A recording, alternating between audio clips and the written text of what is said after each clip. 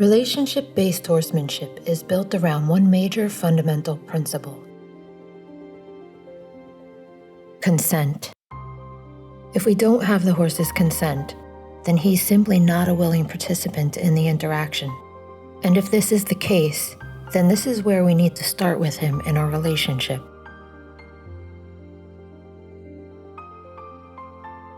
Humans rarely pay close enough attention to how they're making horses feel before they approach them. Many of us will reach out impulsively to pet them, unaware of how these actions are actually affecting the horse. If someone you don't know walks up to you and tries to touch you, wouldn't you feel uncomfortable? From a horse's perspective, an uninvited approach can feel more stressful than soothing, particularly if they're unfamiliar with us. Prey animals like horses are highly attuned to their environment and will almost always offer some sort of subtle feedback to us moving towards them. Triggering the horse's awareness like this is part of our conversation with him, and when we fail to acknowledge this moment, we bypass the opportunity to initiate the dialogue that keeps him relaxed and curious. In other words, we fail to show him that we can hear him. This lack of response on our part can also cause tension to build in his body. And if we're causing tension, we can be sure that we do not have the horse's consent to continue our approach, let alone lay our hands on him. If we're looking for genuine connection and productive partnerships, we need to remain cognizant of any tension or emotional shifts that we cause as a result of our actions. Securing the horse's consent shows him that we can see and respond to his discomfort with actions that make him feel better. It also establishes the conditions that enable him to preserve a relaxed, fluid mental and physical state as we work with him. In other words, we enable him to maintain a calm mind and a supple body. It's difficult for even humans to concentrate when they're under stress. So why would it be any different for our horses? Imagine how efficiently they could learn things if we make sure they're relaxed and willing. If our horses are anxious and stressed out, they'll also be tight and rigid in their bodies and less responsive to our requests. This often causes riders to use more pressure than necessary. The horse then braces his body, trapping even more tension, which can fester into physical or physiological ailments over time. But if the horse is truly relaxed, he can keep his body loose, fluid, and responsive while working, which is essential for developing the strength, coordination, and balance he needs to carry a rider without damaging his body. So a consensual partnership is important for not only prioritizing the quality of the relationship, but also for achieving optimal performance. But what does this mean? And how is it possible for us to request consent from an animal?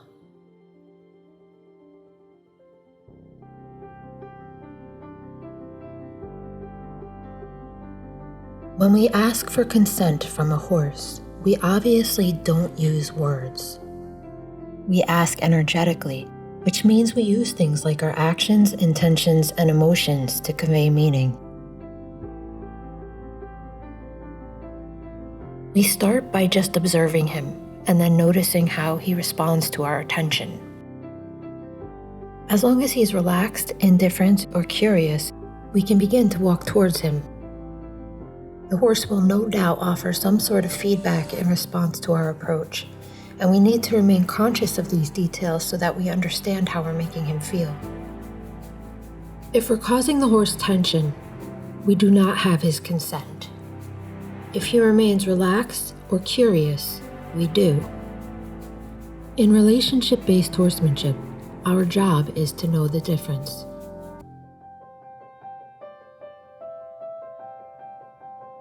If the horse lifts his head, tightens his muscles, or tries to move away from us as we approach, we can be sure that we're causing tension, and we need to back off and let him relax before reapproaching.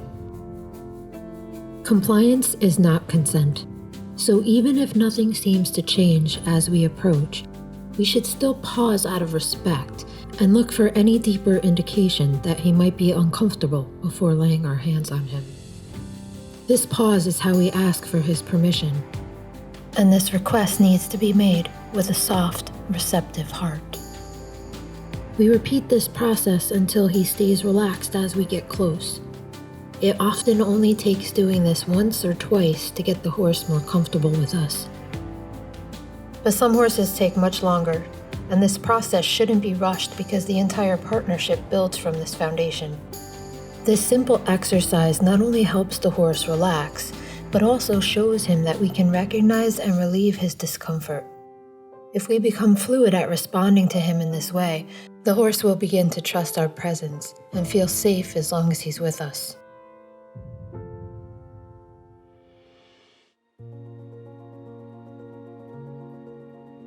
Many horses have learned that humans cause them discomfort regardless of how they respond to us. A consensual partnership should be a required foundation for all equestrian disciplines. But unfortunately, conventional training is often only a series of forced conditioned responses that are nothing more than the horse looking for ways to avoid pressure. The horse then has no choice but to shut down his curiosity, his desire to connect, and surrender his body. Achieving energetic consent is more than asking for permission. It's about being selfless enough to look deeper than most would to ensure the horse is comfortable and mentally engaged.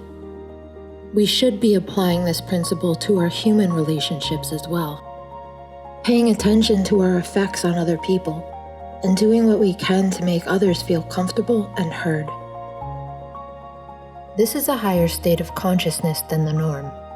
Adapting to the actions of others is a display of intelligence, not submission or passivity, because it keeps people in a receptive state.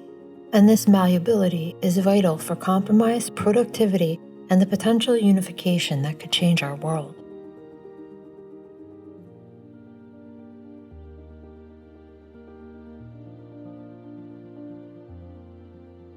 It's important to understand that maintaining consent is not about the horse making all the decisions.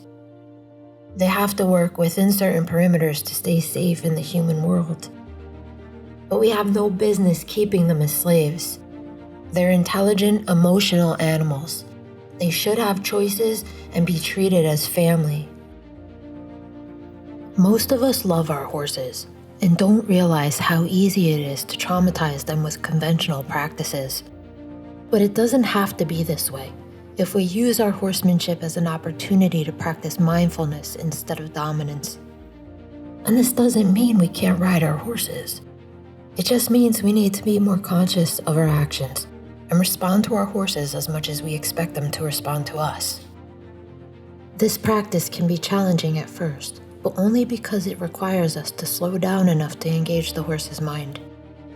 As we become better at recognizing the nuances involved with maintaining consent, our horses become more receptive and trusting of our awareness. We become closer to each other in frequency, and the interaction becomes increasingly more fluid. This flow state is what we all seek in our work with horses, and it's the key to unlocking the profound oneness that many of us feel drawn towards.